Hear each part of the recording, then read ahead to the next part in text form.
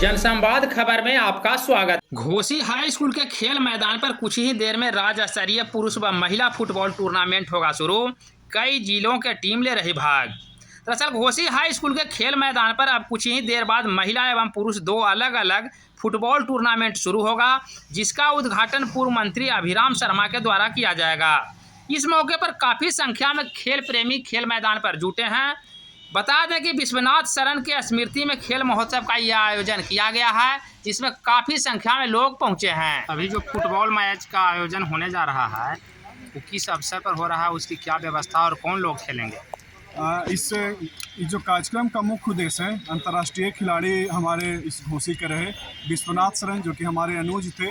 उनका देहांत 6 वर्ष पूर्व इसी खेल मैदान पर हो गया था।